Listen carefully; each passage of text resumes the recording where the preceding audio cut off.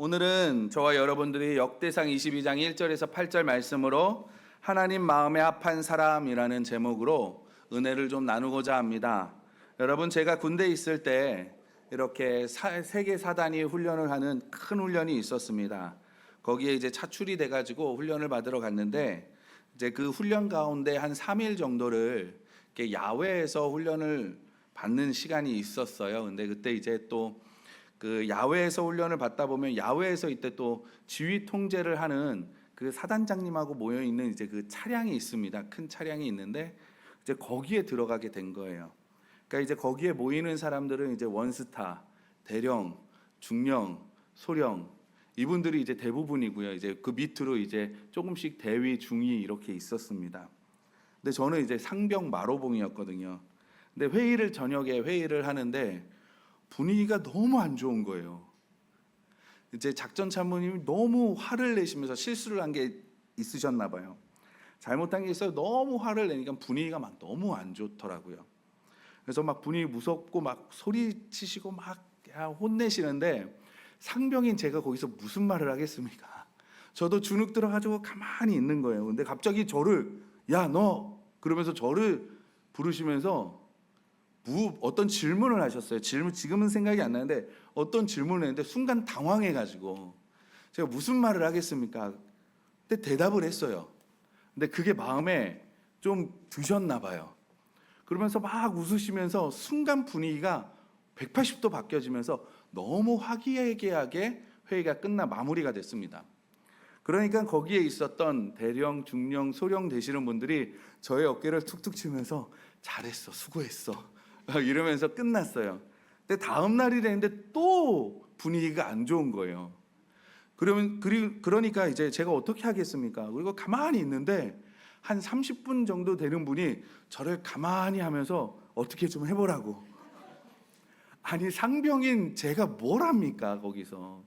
근데 이제 또 제가 내가 상병인데 원스타 되시는 저 작전 참모님이 상병을 뭐 어떻게 하겠냐 뭐 그런 마음도 있고 마침 하나님의 은혜로 무전이 하나 왔어요. 근데 그 회의가 끝나면서 보고하면 될 일인데 중요한 일이긴 한데 회의가 끝나면 보고하면 될 일인데 제가 그냥 기회를 보고 얘기를 했습니다. 이렇게 중요한 무전이 왔는데 이거를 하면서 막 좀 이렇게 부풀려서 얘기를 막 한 거예요. 그러니까 장포참모님 이렇게 듣더니 중요한 거다 그러고 다시 그거를 가지고 회의를 하면서 좀 화기애애하게 끝났습니다. 그러면서 또 나가면서 제 어깨를 툭툭 두르면서 수고했어 그러는 거예요. 그후부터는 회의 때마다 저를 보는 거예요. 이러면서.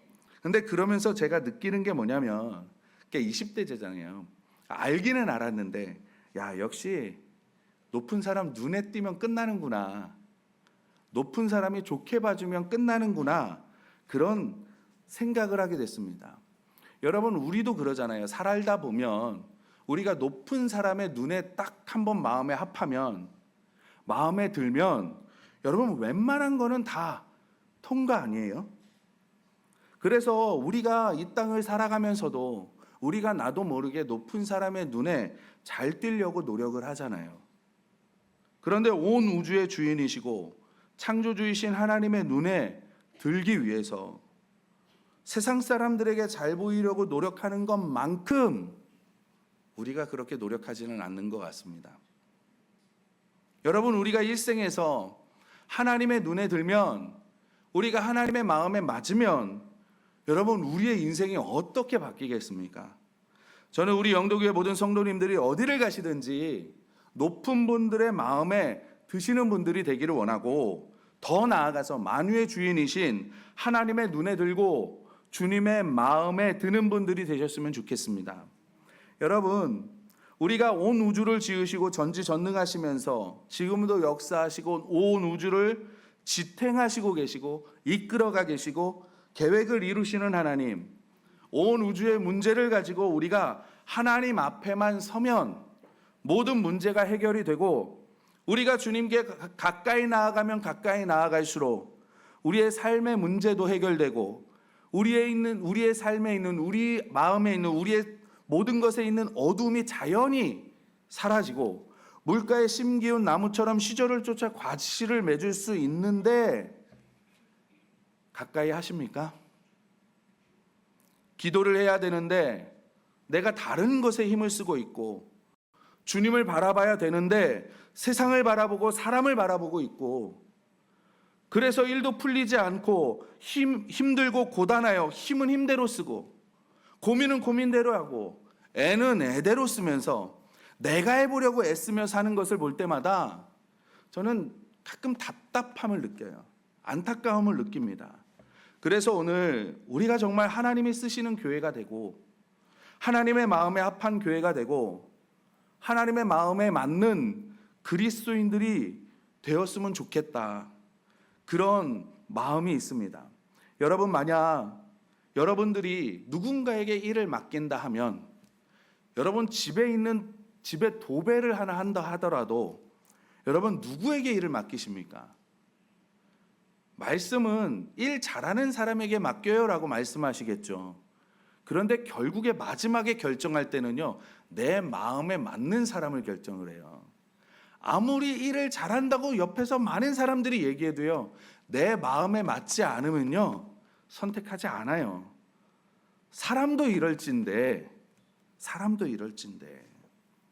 여러분, 우리가 주님의 몸된 교회로서 하나님께서 이 땅에 하나님의 뜻을 이루고자 하실 때 여러분, 하나님께서 어떤 교회를 사용하실까요? 여러분, 어떻게 해서든지 하나님의 마음에 들려고 하는 교회를 사용해 주시지 않겠습니까?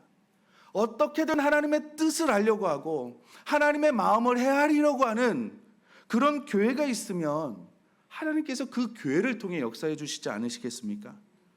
사랑하는 우리 영도교회 성도 여러분, 우리가 하나님의 마음에 합한 사람이 되기를 소원합니다. 하나님의 마음에 드는 자녀들이 되었으면 좋겠습니다. 그럼 우리는 여기서 질문이 하나 생기죠. 하나님 마음에 합한 자가 되고 싶은데 그러면 어떻게 해야 됩니까? 이것을 우리가 알아야 되잖아요. 하나님께서 어떤 사람을 좋아하시고 어떤 사람을 마음에 합하게 여기시는지, 맞게 여기시는지, 어떤 사람이 하나님의 마음에 드는지 여러분, 우리가 이게 아는 게 중요하잖아요. 그러니까 이 궁금증이 생기면요, 우리가 자연스럽게 성경을 볼 수밖에 없는 거예요. 그 성경에서 하나님의 마음에 합한 자를 우리가 찾아볼 수밖에 없고, 어떤 사람이 하나님의 마음에 들지, 어떤 사람을 하나님께서 좋아하시지, 어떤 사람을 하나님께서 사용하시지, 어떤 사람을 통해서 역사하시지, 우리가 이것을 찾아볼 수밖에 없는 겁니다. 그래서 우리가 성경을 딱 펼치면 한 사람이 보여지는 거예요. 누구냐면 다윗입니다. 사도행전 13장 22절을 보면 다윗을 이렇게 평가하고 있습니다. 내가 이새의 아들 다윗을 만나니 내 마음에 맞는 사람이라, 내 뜻을 다 이루리라 라고 성경이 다윗을 평가하고 있습니다. 그래서 우리가 다윗이 어떻게 하나님 마음에 맞는 사람이 되었는지, 그리고 그것을 살펴보면서 저와 여러분 또한 하나님 마음에 맞는 사람이 되시기를 주님의 이름으로 부탁드립니다. 첫 번째로 다윗은 믿음의 사람이었어요. 그러니까 하나님은 믿음의 사람을 마음에 들어 하신다는 거죠. 다윗은 우리가 잘 아는 것처럼 이스라엘의 통일 왕국을 이루었던 왕입니다. 지금도 유대인들에게는 희망의 왕이고 소망의 왕이고 꿈의 왕이에요. 그래서 이스라엘 국기도 보면 별이 있는데 그걸 다윗의 별이라고 이야기합니다. 그만큼 위대한 왕이에요. 그런데 사람들만 그렇게 이야기를 하냐? 아니요. 성경에서도 다윗을 굉장히 특별하게 보고 있습니다. 여러분, 예수님의 족보가 나오는, 그러니까 구약에서 신약으로 넘어가는 마태복음 1장 1절에 보면 아브라함과 다윗의 자손 예수 그리스도의 계보라 라고 성경에 말씀해요. 그러니까 신약으로 넘어가는 첫 구절에 아브라함과 다윗이 나오는 거예요. 무슨 말이냐면 지금 아브라함과 다윗을 예수님이 이 땅에 오시는 두 기둥으로 보고 있다는 거죠. 얼만큼 보냐면 아브라함만큼 다윗을 보고 있는 거예요. 그런데 이런 다윗이 처음부터 뛰어난 사람이냐? 그건 또 아니라는 거죠. 다윗의 정말 보잘것이 없었습니다. 양을 치는 자로 사무엘이 이새의 집에 왔을 때, 아버지 이새의 집에 왔을 때 아버지 이새가 사무엘이 온다는 소리를 듣고 아들을 다 모아요. 집으로 다 불러들이는데 딱 한 사람만 뺍니다. 누구냐면 다윗이에요. 우리가 아는 것처럼 첫째 아들, 둘째 아들, 셋째 아들을 보는데 하나님이 다 아니라 그러잖아요. 그러니까 이새가 준비한 아들들은 다 봤어요. 근데 아니래요. 그러니까 사무엘이 물어봐요. 아들이 더 없냐? 그러니까 이새가 주저주저 하잖아요. 그러면서 다윗을 이야기를 합니다. 그러니까 무슨 말이냐면 다윗은 아버지 이새가 봐도 뭔가 이렇게 딱 자랑하면서 내놓을 만한 것이 없던 아들이라는 거예요. 근데 그런 아들이었는데 어느 날 갑자기 골리앗이라는 블레셋 명장 앞에 겁도 없이 나가서 싸워요. 이후로 다윗의 명성이 점점 퍼지고 결국에는 왕이 됩니다. 그런데 다윗이 어떻게 골리앗 앞에 설 수 있냐라는 거죠. 이스라엘 군대에도 나름 싸움을 잘하는, 그러니까 쉽게 얘기하면 명장이라는 사람이 이스라엘에도 있을 거잖아요. 이 사람은 정말 전쟁을 잘해. 이 사람은 장군으로서 정말 뛰어나 라는 사람이 이스라엘에도 있을 텐데 골리앗 앞에 서지를 못하는 거예요. 두려워가지고. 그런데 그때 대략 15세에서 20세, 좀 더 좁혀보면 17세, 18세 정도 되는 청소년기에 다윗이 골리앗 앞에 서서 그와 싸워 이긴다라는 거죠. 그러니까 그 청소년기에 다윗이 어떻게 골리앗 앞에 섰냐라는 거예요. 여러분, 이거는 믿음으로밖에는 설명할 수 없는 이야기입니다.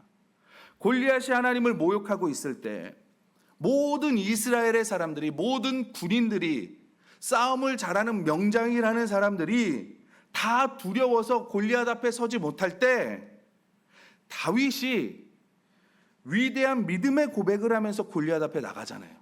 사무엘상 17장, 우리 너무나 잘 알죠. 너는 칼과 단창으로 내게 나아오거니와 나는 만군의 여호와의 이름, 내가 모욕하는 이스라엘 군대의 하나님의 이름으로 내가 너에게 나아가노라. 오늘 여호와께서 너를 내 손에 넘기시리니 내가 너를 쳐서 내 목을 베고 블레셋 군대의 시체를 오늘 공중의 새와 땅의 들짐승에게 주어 온 땅으로 이스라엘의 하나님이 계신 줄 알게 하겠고 또 여호와의 구원하심이 칼과 창에 있지 아니함을 이 무리에게 알게 하리라. 전쟁은 여호와께 속한 것인즉 그가 너희를 우리 손에 넘기시리라. 이 고백을 하면서 골리앗 앞에 나가잖아요. 여러분, 다윗은 믿음의 사람이었습니다. 이 믿음이 골리앗과의 싸움을 승리케 한 거예요. 성경은 우리에게 믿음이 없이는 하나님을 기쁘시게 하지 못한다 말씀하고 있어요. 여러분, 예수님의 시대에도 어떻습니까? 예수님이 공생의 시대에도 어때요? 예수님은 믿음 있는 이들을 기뻐하십니다. 여러분, 백부장의 믿음, 그 믿음을 보시면서 예수님이 뭐라 그래요? 이스라엘 중에도 내가 이만한 믿음을 만나보지 못했다라고 칭찬하시잖아요. 귀신 들린 딸을 고치고 싶어서 예수님 앞에 엎드리는 그 여인, 온갖 모욕을 당하면서 예수님만이 고칠 수 있기에 믿음으로 나왔던 그 여인, 예수님이 뭐라 그래요? 내 믿음이 크도다 내 소원대로 되리라 칭찬하면서 보내시잖아요. 12의 혈루병으로 고생하는 이 여인, 내가 예수님의 옷자락만 만져도 나음을 입으리라 그 믿음으로 만졌더니 딸아 내 믿음이 너를 구원하였다 평안히 가라 칭찬하시잖아요. 예수님이 오신다는 그 소리를 듣고 맹인 바디메오가 다윗의 자손 예수여 나를 구원하소서 소리치니까 예수님이 그 바디메오를 불러서 뭐라 그러십니까? 내 믿음이 너를 구원하였다라고 칭찬하시잖아요. 하나님 마음에 합한 사람, 하나님의 마음에 맞는 사람, 하나님 마음에 드는 사람, 이 사람은요 믿음의 사람인 거예요. 마음과 뜻을 바쳐서 믿음으로 하나님 앞에 나오는 이들은 하나님이 기뻐하십니다. 이런 믿음의 사람과 하나님은 함께 하시고 이런 믿음의 사람들을 통해서 역사하시고 이런 믿음의 사람들을 사랑하시는 거예요. 저는 우리 영도교회 모든 성도님들, 우리 교회학교 아이들 이런 믿음의 삶을 사셔서 하나님의 마음에 맞는 분들이 되시기를 주님의 이름으로 축원합니다. 두 번째는 다윗은 성령 충만한 사람이었습니다. 그래서 하나님은 성령 충만한 사람을 마음에 맞다 말씀하세요. 여러분, 사사기 시대의 마지막에 이스라엘 백성들이 하나님 앞에 왕을 구하잖아요. 그래서 하나님은 사울이라는 사람을 선택해서 이스라엘의 왕으로 삼으십니다. 하지만 사울은 죄를 범하게 되고 하나님께서 다음으로 다윗에게 기름을 부어서 왕으로 세우세요. 근데 그 기름 부어 왕으로 세우실 때 성경 말씀은 그것을 뭐라고 설명하고 있냐면, 사무엘이 기름 뿔병을 가져다가 그의 형제 중에서 그에게 부었더니 이날 이후로 다윗이 여호와의 영에게 크게 감동되었다라고 설명하고 있습니다. 다윗은 이 기름 부음 받은 이후로 성령의 감동을 받으며 계속 살아가요. 여러분, 성령 충만한 사람은 성령 충만한 사람으로 다윗이 살아간다는 겁니다. 여러분, 우리는 성령 충만할 때는 너무나 한편만 생각해요. 한쪽 면만 생각을 합니다. 어떤 능력을 행하고 그런 것만 생각을 하는데요. 성령 충만의 다른 쪽 면은 뭐냐면 성령님의 인도하심을 받는 거예요. 그래서 다윗을 보면 그는 항상 어떤 결정을 내릴 때 하나님께 여쭤보고 움직입니다. 블레셋과의 전쟁에서도요. 하나님, 내가 올라갈까요? 아니면 올라가지 말까요? 아니면 어떤 일을 할 때 하나님, 내가 할까요? 어떻게 해야 합니까? 내가 어떻게 하기를 원하십니까? 하나님, 내가 움직여야 됩니까? 있어야 됩니까? 하나님, 어떻게 하기를? 하나님의 뜻이 무엇입니까? 하나님의 원하시는 것이 무엇입니까? 성령 충만한 사람은 성령님의 인도를 받는 사람이고, 그리고 하나님의 음성에 귀를 기울이는 사람들입니다. 여러분, 내 고집, 내 주장대로 무엇을 결정하는 것이 아니라 하나님의 인도하심과 하나님의 뜻을 알고자 하는 사람이 성령 충만한 사람들인 거예요. 그래서 성경이 하라고 하면 하고 성경이 하지 말라고 하면 하지 말자는 겁니다. 여러분, 여리고를 돌라고 할 때 돌 수 있는 믿음이 있어야 돼요. 그것도 중요하지만 내가 능히 할 능력이 있지만 하나님이 하지 마, 멈춰 라고 말씀하실 때 그 자리에 멈출 수 있는 사람이 바로 성령 충만한 사람이라는 거죠. 또 성령 충만하다는 것은 영의 눈이 밝은 사람입니다. 여러분, 세상을 바라볼 때 세상의 지식이나 내 경험이나 아니면 세상의 진리나 인간의 눈으로 보는 것이 아니라 영의 눈으로 바라볼 수 있는 사람이 성령 충만한 사람입니다. 여러분, 우리가 다 아는 이야기지만 사울 왕이 다윗을 죽이려고 할 때 다윗은 분명히 사울 왕을 죽일 수 있는 확실한 기회가 2번이 있었어요. 주변에 있는 신하들도 다윗에게 말합니다. 그냥 죽이십시오. 근데 여러분, 우리가 그 말씀을 봐도 죽이는 게 맞아요. 죽이는 게 옳아요. 그게 합당해 보여요. 다윗이 죽여도 우리는 아무 불만이 없어요. 그런데 다윗은 그렇게 결정하지 않습니다. 영의 눈으로 분별하고 바라보는 거예요. 그리고 고백하잖아요. 내가 어찌 하나님께서 기름 부은 자를 죽일 수 있으랴. 그리고 멈춥니다. 다윗은 이런 성령 충만한 사람이었어요. 하나님의 인도하심을 구하고 하나님의 뜻을 알기를 원하고 영의 눈으로 세상을 바라보려고 했던 성령 충만한 사람이었습니다. 여러분, 우리가 90일 성령 통독을 지금 하고 있어요. 지금 54일 차입니다. 그 성령 통독하시는 분들은 다 읽으셨을 텐데 우리가 시편 말씀을 읽었잖아요.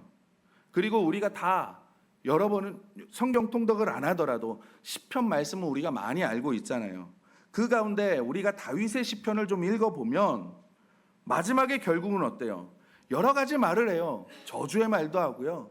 막 심한 말도 합니다. 그런데 결국에 그가 가는 결론의 말은 어디냐면 하나님의 일을 만든다는 거예요. 결국에는 하나님께로 나아간다는 거예요. 결국에는 하나님의 영광을 나타낸다는 거죠. 여러분, 이것이 성령 충만한 사람들입니다. 그는 고난을 기도로 승화시켜서요, 하나님의 일로 바꾸었던 사람이에요. 즐거울 때는 찬송해서 하나님께 영광을 돌렸던 사람입니다. 그래서 그의 삶 속에 항상 역사하시는 하나님의 손길을 보고 인도하심을 보고 뜻을 발견했던 성령 충만했던 다윗이었죠. 그렇다고 여러분, 다윗이 죄를 짓지 않았냐? 실수를 하지 않았냐? 아니에요. 다윗도 실수하고 다윗도 죄를 지었습니다. 그래서 하나님께서 다윗의 죄를 책망하실 때 여러분 다윗이 가장 두려워했던 게 무엇인 줄 아십니까? 이 죄 때문에 하나님이 책망하실 때 다윗이 가장 두려웠던 게 뭐냐면 시편 51편 11절에 이렇게 고백해요. 나를 주 앞에서 쫓아내지 마시고 주의 성령을 내게서 거두지 마옵소서. 이게 다윗의 고백인 거예요. 그러면서 고백을 해요. 하나님, 나는 태어날 때부터 이미 죄인입니다. 하나님, 나는 어머니의 태 속에 있을 때부터 죄인입니다. 하나님께서 우슬초로 정결케 해주셔야 나는 깨끗해질 수 있습니다. 나는 희어질 수 있습니다. 하나님께서 나에게 깨끗한 마음을 주셔야 합니다. 새 영을 부어주셔야 합니다. 주님, 이런 나를 쫓아내지 마시고 주의 성령을 거두지 마옵소서. 그러니까 다윗이 두려워했다는 것은요, 그가 왕위 자리에서 내려오는 거요, 그거 두려워하지 않았습니다. 전쟁에서 지는 것도 두려워하지 않았어요. 자신이 가진 것을 잃어버리는 것도, 명예를 잃는 것도 두려워하지 않았습니다. 다윗이 두려워했던 건 뭐냐면 성령이 나에게서 떠나가는 것. 이것이 다윗이 가장 두려워했던 겁니다. 왜냐하면 자신은 성령님의 인도하심이 없으면 한순간도 살아갈 수 없는 죄인임을 알기 때문에 그래요. 여러분, 하나님의 마음에 합한 자녀가 되고 싶으십니까? 그렇다면 성령 충만하시면 됩니다. 무슨 일을 하시든지 죽게 하듯 하십시오. 하나님의 음성에 귀를 기울이시고 무슨 일이 생기더라도 하나님의 손길을 보시고 고난 가운데 나를 단련시키시는 그 하나님의 뜻을 신뢰하시고 모든 문제의 해답이 되시는 주님을 믿으시고 작은 신음에도 응답하시는 하나님께 기도하시고 감사할 것이 있어서 감사하는 것이 아니라 영의 눈으로 감사의 제목을 찾으셔서 감사로 하나님께 영광을 돌리시는 여러분들이 되시기를 바랍니다. 저는 우리 영도교회 모든 성도님들과 우리 영도교회가 성령 충만하여서 하나님을 사랑하시고 이웃을 내 몸과 같이 사랑하셔서 정말 하나님을 경외하시는 삶, 그리고 사람들을 존대하시는 삶을 사시는 저와 여러분들이 되시기를 바랍니다. 세 번째로, 다윗은 성전을 사랑하는 사람이었어요. 이것을 보면 하나님께서는 성전을 사랑하는 사람을 좋아하신다는 것을 알 수 있습니다. 여러분, 다윗은 일평생 하나님을 바라보았던 사람이거든요. 그가 왕이 되고 제일 먼저 한 것이 뭐냐면 하나님의 언약궤, 법궤를 다윗성으로 예루살렘으로 드리는 거예요. 우리가 아는 것처럼 언약궤가 예루살렘으로 올라올 때 다윗이 얼마나 기뻐했습니까? 그만큼 다윗은 하나님을 사랑했고 하나님의 성전을 사모했던 사람이에요. 오죽하면 시편에 이런 고백을 하겠습니까? 내가 주께 청한 한 가지 소원, 그 하나만을 얻으려고 애쓸 것이니 한평생 주의 집에 살면서 주의 자비로운 모습을 보는 것과 성전에서 주님과 의논하면서 살아가는 오직 그것뿐이다 라고 기도합니다. 그러니까 내가 내 많은 소원 중에 단 하나만 이야기하라고 말한다면, 하나님, 나는 하나님의 성전에 살면서 하나님과 함께하는 것을 원합니다. 그것이 다윗의 소원이었다는 거예요. 다윗은 그만큼 성전을 사랑했습니다. 그래서 성전을 지으려고 했어요. 그런데 하나님이 아니야, 너는 성전을 짓지 못해 라고 멈추시죠. 그리고 내가 너의 아들을 통해서 성전을 지을 거다 라고 말씀하십니다. 그리고 결국에 솔로몬을 통해 성전이 지어지게 돼요. 그렇다고 다윗이 포기를 했냐? 아니요. 솔로몬이 더 아름다운 성전을 지을 수 있도록 성전 지을 준비를 그때부터 하기 시작을 합니다. 오늘은 읽진 않았지만 쭉 보면 14절까지 읽어보시면 14절에 다윗이 평생도록 성전을 짓기 위해서 준비했던 내용들을 딱 종합을 해요. 뭐라 그러냐면 금 10만 달란트, 은 100만 달란트, 녹과 철과 나무와 돌을 넘치도록 준비하였고 석수 목수 일꾼들까지도 다 준비합니다. 어느 거 하나 부족하지 않게 준비를 해요. 근데 여러분 금 1달란트가요 요즘 돈으로 하면 6억이래요. 근데 그거를 10만 달란트를 모았대요. 여러분 집에 가서 곱하시기 바랍니다. 근데 금값만 이래요. 금값만. 다윗은 성전을 너무너무 사랑했어요. 여러분 하나님의 마음에 합한 자가 되기를 원하십니까? 우리의 마음의 소원이잖아요. 우리의 자녀들을 통해서도 기도하잖아요. 하나님, 우리의 자녀가 하나님의 마음에 합한 자가 되게 하여 주시옵소서. 하나님의 마음에 드는 아들, 딸들이 되게 하여 주시옵소서. 우리가 계속 기도하잖아요. 그러면 우리의 자녀들을 어떻게 키우면 돼요? 교회를 사랑하게 키우면 됩니다. 주님께서 세우시고 주님이 머리가 되시고 주님이 피로 사신 이 주님의 몸된 교회를 사랑하셔야 돼요. 저는 그래서 교회에 대해서 죄송해요 부정적인 말씀을 하시는 분들을 보면 안타까워요. 왜냐하면 여러분 연애하실 때를 한번 생각을 해보세요. 연애하실 때 여러분의 연애하는 상대방 남자와 여자를 보면서 사랑하는 눈을 하시고 나는 너의 눈을 보면 안 이뻐. 난 너의 코를 보면 미워. 난 너의 입을 보면 마음에 안 들어. 이렇게 얘기하십니까? 얘기 안 하시잖아요. 왜 얘기 안 하세요? 상대방에 대한 인격 모독이거든요. 그런데 우리는 하나님 이 교회는 주님이 머리가 되어주시고 주님의 몸된 교회입니다 라고 고백하면서요 우리가 앞에는 예수님이라는 말을 붙이진 않지만 눈은 이래서 안 좋고요 발은 이래서 마음에 안 들고요 손은 나하고 안 맞아요. 로또처럼 안 맞아요. 하나님 아우 저 손을 어떻게 좀 떼어주세요. 이렇게 우리가 이야기하지 않습니까?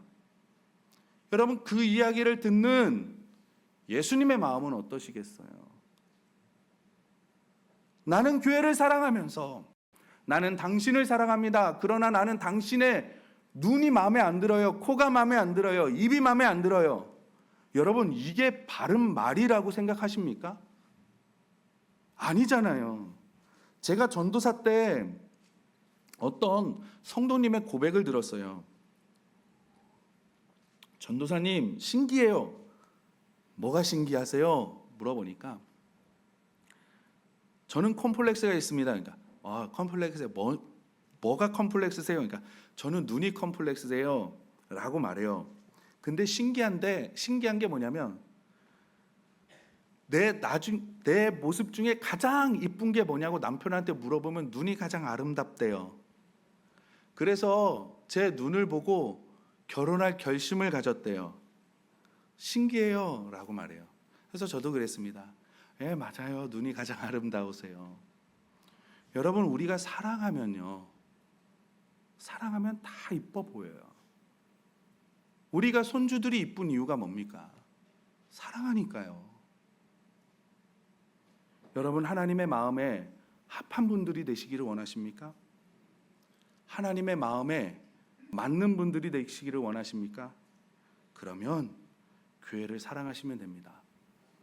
우리가 믿음의 사람이 되고 또 교회를 사랑하시고 성령 충만한 사람이 되어셔서 정말 우리 하나님의 마음에 합한 우리 영도교회, 우리 하나님의 마음에 맞는 우리 영도교회 모든 성도님들이 되시기를 주님의 이름으로 소원합니다.